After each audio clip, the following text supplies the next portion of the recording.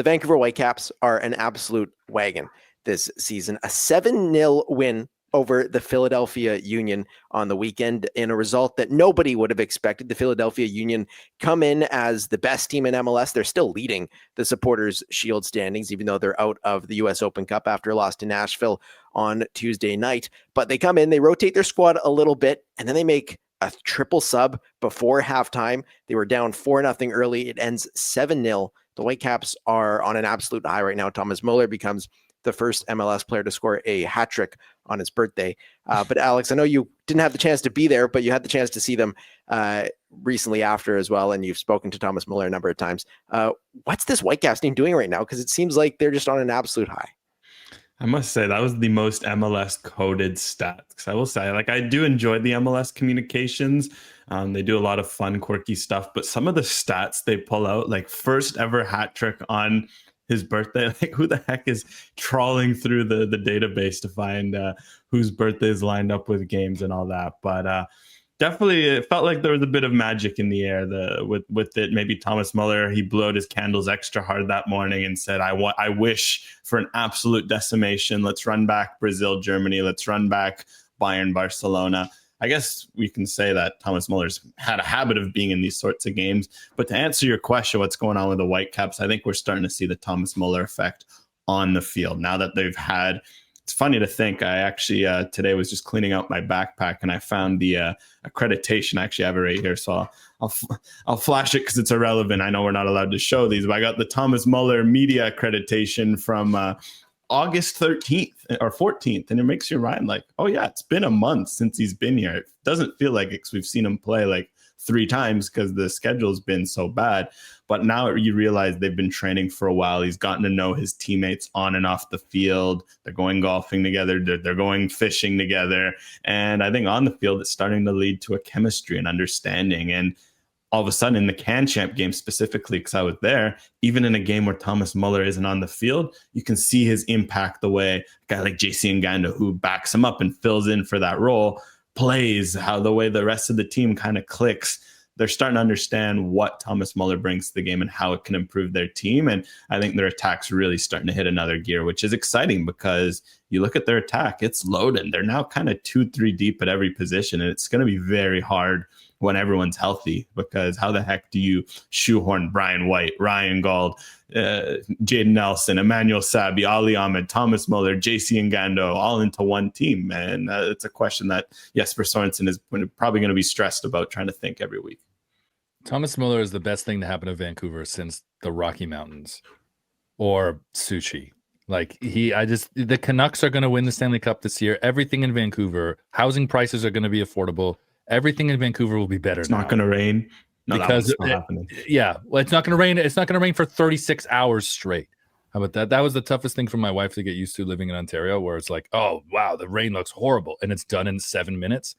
And she had PTSD because she didn't believe she could go out in 8 minutes or 9 minutes. That it was supposed to rain all day, which for me is completely foreign.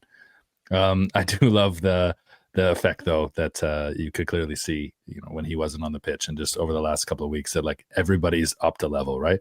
And I would say from that 7-0 victory, my favorite moment there was Eloumi scoring his first goal. Yeah, the day after signing his professional contract, getting to share a celebration with Thomas Müller.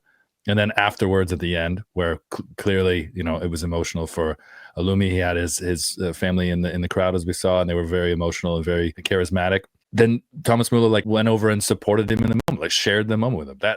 That was really cool because I don't think that, it does feel as though a lot of superstars, I wouldn't say take it for granted, and who knows what we don't see behind the scenes, but it does seem like a lot of superstars just go with the motions.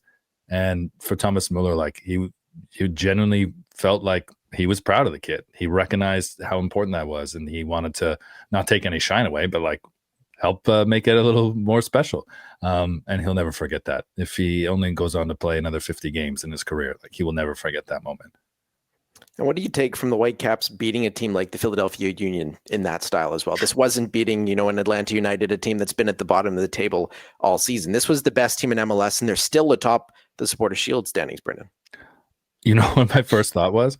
we're talking about how in all the reports that Thomas Müller's really, you know, embedded himself with the team, and he loves the guys already. He loves the city. He's doing his own thing. We see on social media how active he is.